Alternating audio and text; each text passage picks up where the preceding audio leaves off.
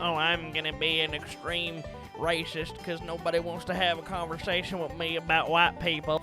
Hello, welcome everybody to the first video of the Comical Chris YouTube channel. Thank you so much for joining me. I am your host, Chris. Yeah, no I'm super excited to get this going. I don't know what this background is. It's kind of just ambient. I thought it looked pretty cool. Something I whipped up. Originally I had like a bookshelf tapestry that I used to use for D&D behind me. I would have a good background, but I spent all my money on Valorant skins.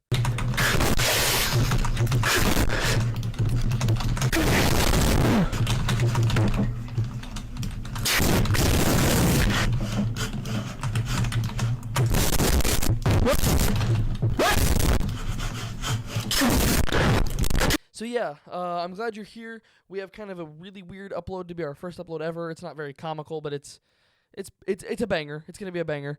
And we got a lot to talk about. Just real quick, some things I'm gonna address is I'm always gonna be adapting and stuff. So if you have any suggestions, let me know in the comments down below. Any kind of suggestions you would make. I'm already in the process of a new camera. This is just a webcam, which is why it looks kind of bad. I recorded this originally. This is my second time doing this video. I recorded it originally on my iPhone, 4K. It looked beautiful, but the problem is it's almost impossible to send good full-length videos from an iPhone to a Windows PC. So we're using the webcam. The new camera should be in, and it's gonna look crisp. It's gonna look clean. We might keep a background similar to this, change it up a little bit, put some, posters up or something, just cool shit like that. Microphone. I might get a mic stand. Let me know what you think I should do with that. All the changes are coming. This can be talked about later. I do genuinely love that you came for this video today. Thank you so much. And just a content warning, there's going to be blatant racism and really disgusting behavior talked about. So if you're just a friend or family member here to support me, I totally understand if you needed to leave. That's totally cool. No harm, no foul. Just wanted to give that content warning there. Generally, you can expect some good commentary videos every single week from me. They're not all going to be like this. Let's jump right into it. Prosecutors cry foul, say workers stole 11,000 cases of chicken wings. And of course, you will never guess what race this person is. This woman, well, first of all, like if you shaved this broad's head, I would just think this is a black man. This is terrible. This creature is like from like some kind of primordial ooze. It looks like those wax sculptures of like Homo erectus. So I'm gonna put the woman on screen here, who they're talking about, and I just want you to know it doesn't really matter who they're talking about. They're talking about a human being like this, which obviously is really gross. There's some things in this video that I, as a white man in America, don't feel comfortable talking about. I can't really speak on minorities or African Americans or anything, which is especially what they target in this podcast. I can't really say how they feel or give my input on how they feel or whatever, but, obviously nobody wants to be talked about like this, and I just wanted to show you this just so you kind of know how disgusting they are. Legislation to codify Minnesotans' right to reproductive autonomy, aka baby murder, now goes to Governor Walz to be signed into law. First of all, totally unrelated, but would. Just saying. And for those of you that aren't watching, the news anchor lady is pretty nice. Anyways, those milkers.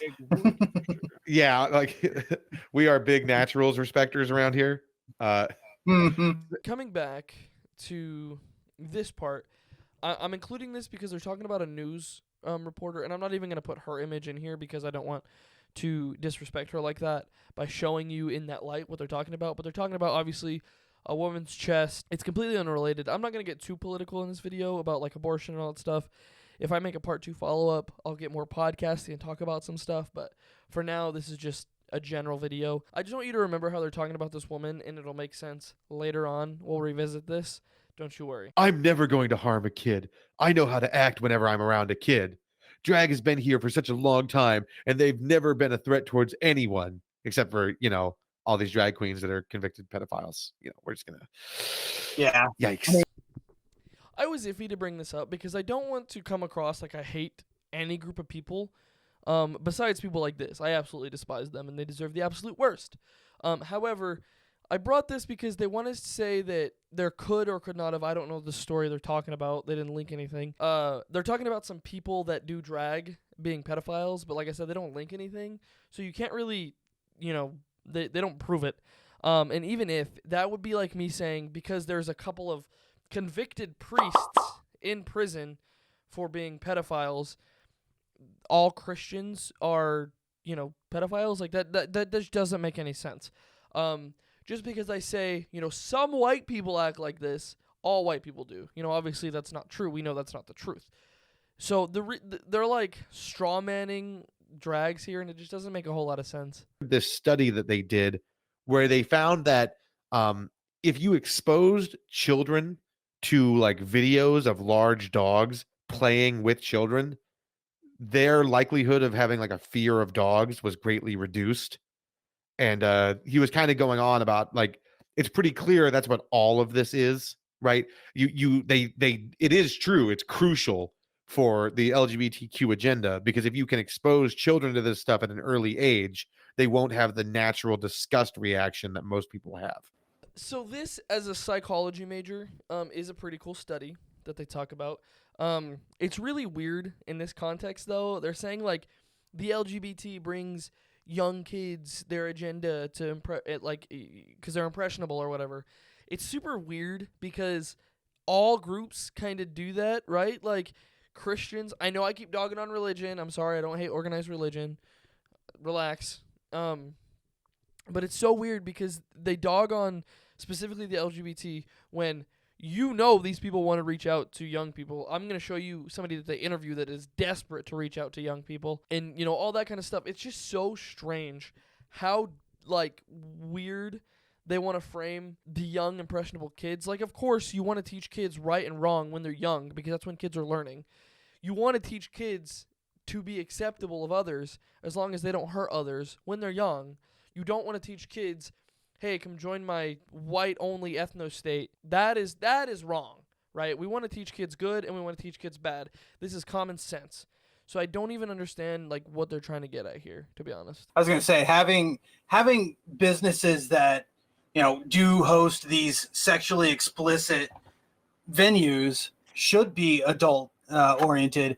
And, my take on pornographic stores and adult stores is well known that they should be abolished completely, therefore abolishing these businesses that host these. So like I said, we were going to revisit that. They talk about Grug or whatever. I'm going to call him T. T talks about the banning of sex stores or sex positive media, stuff like that. And that doesn't make any sense because, one, they just talked about a news anchor's chest, which shouldn't, if he's so against it, you shouldn't even be referencing that. I had to listen to hours of this shit. And no, it was not very pleasant. They've referenced a bunch of sexual things, not even just in the dialogue of which they talk about the LGBT. In all dialogues, they're just, some parts of it is overly sexual. So the contradictory nature of this just baffles me. And like I said, I know this person in real life, and I know that they make sex jokes all the time and whatnot. We'll talk more about that, though. So, yeah, T, you're super contradictory, and you don't even make any sense. So they're interviewing this guy who's kind of like a famous dude for being an asshole. His name's Billy Roper, right? And he's this southern conservative. Come to my ethno state, and you're going to love it. You're going to have a great old time. I want you to imagine just a menacing, just towering, scary white nationalist man that this is. And here's a picture of him.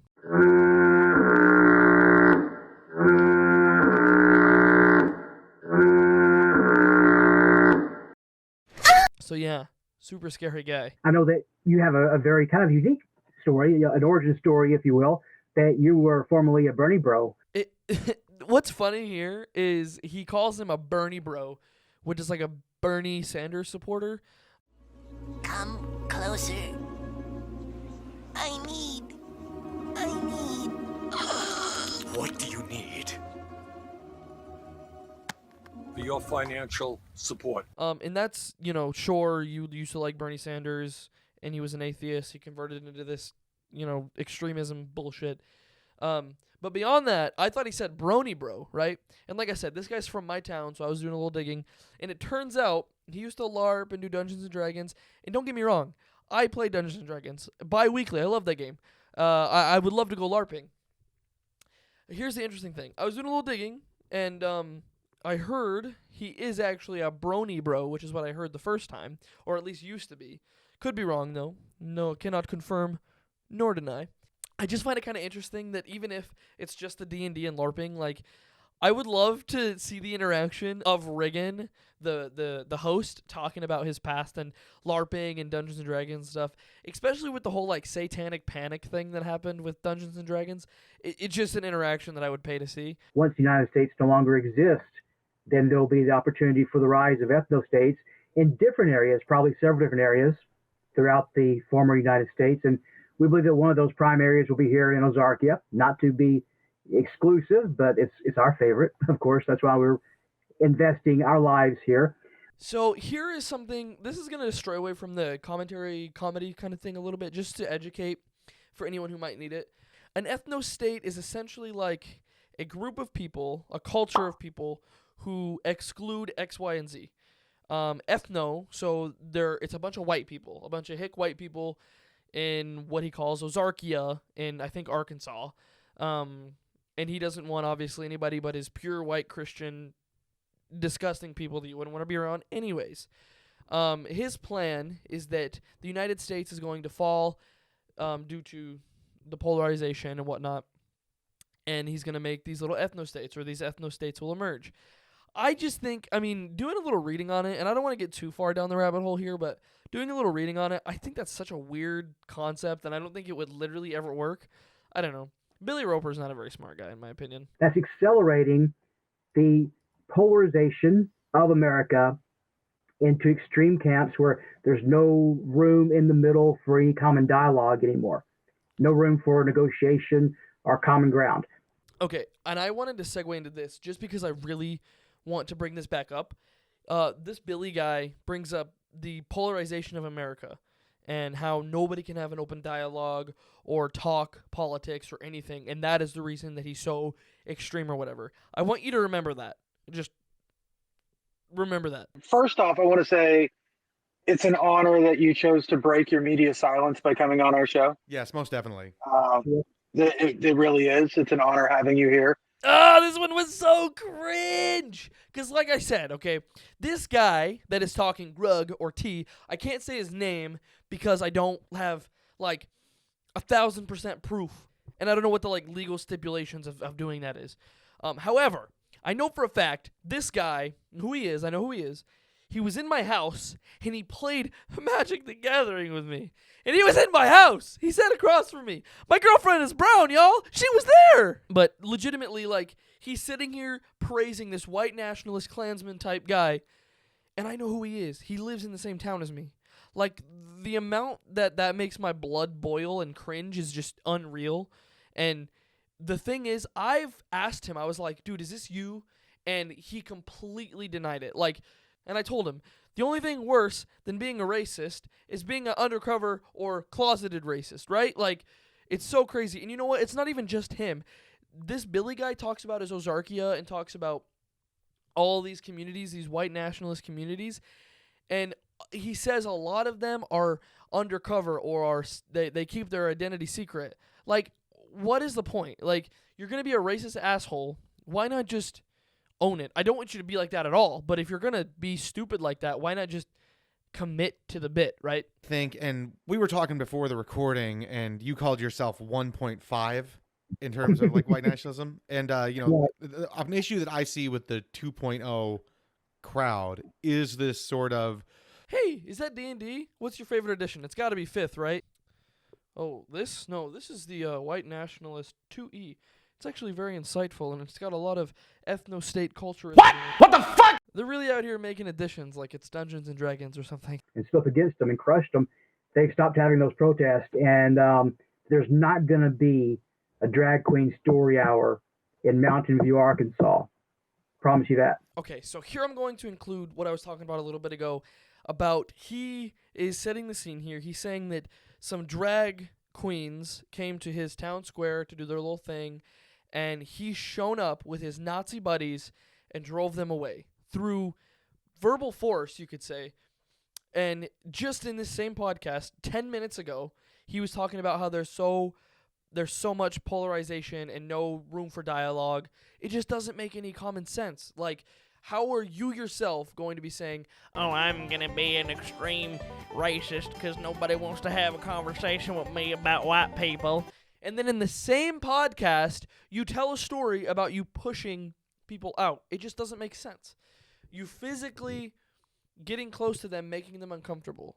Like, if your views are so frail and fragile that you can't even have a common dialogue with somebody just doing drag in your town, you're probably the problem. And everybody else, all these sensitive libtards, they're not the problem, right? Like, that just doesn't make sense. I'm ending here on purpose, and this part isn't, comedy. I genuinely want to say that this is what they want. They want to drive you away. They want to push you farther into the corner, into the closet that you work so hard to get out of. And they want to silence you through verbal force. And you know what? I wanted to make this video. I felt like this was a very important video, probably one of the most I'll ever make, because I wanted to say that you should be proud of you, right? If you're doing drag, if you're wearing makeup as a guy, if you're super masculine as a female, whatever it is, I don't care. Whatever stereotypes they talked about in their podcast, okay? I am proud of you. I accept you, and you have my full consent. I don't care if your parents don't accept you. I don't care if your church doesn't accept you. I don't care if your social circle doesn't accept you. Chris accepts you. Chris is proud of you. Chris wants you to keep going, okay? If I had the funds and the resources, I would do drag myself and go to this weird Ozarkia, Arkansas thing and do it right in the middle of their town square. I just want you to know that no matter what you hear on the internet, no matter who thinks that they're better than you, you are in charge of your life. And as long as you're not hurting anybody else, you keep kicking ass and taking names. I love you. Keep being you, because you're awesome. So, like I said, I know who this guy is, but I can't really do anything about it because I don't have, full links to show exactly who it is. Like, me and a couple people were like that meme on Always Sunny in Philadelphia, with Charlie, with the pinboard and stuff. I know, like I said, I know who this is, and I just want some advice, if you guys have any, on how to come forward with that, or if I should come forward with that, or what is the responsible thing to do. I'm asking if anybody on the internet out there watching this has an idea of what I should do, because I know confidently exactly who this is, and I don't want him to keep coming back and doing it again. I confronted him, like I said, and I was like, okay, maybe he'll learn, maybe he'll get off the internet, and maybe start to change. And just today, making this video, they uploaded a new one with him in it. So I'm done. I don't want to. I want this guy to get what's coming to him if he's going to sit and talk about people like this, and then hide behind a pseudonym and can't even own up to what he is, right? That's going to do it for the first ever Comical Chris YouTube video. I hope you guys did enjoy, and I hope I can see you in a future installment. Yeah, just let me know in the comments what you guys thought about today's video. Let me know in the comments what kind of suggestions you'd make for the changes in the lighting and the microphone and whatever. And I'd be happy to look at those. Like I said, I know it was kind of a weird video today, especially for the first one, but I felt Discord. Oh yeah, and Grug or T or whatever. I'm gonna find a way to get you. So keep doing it if you want, but you're going down.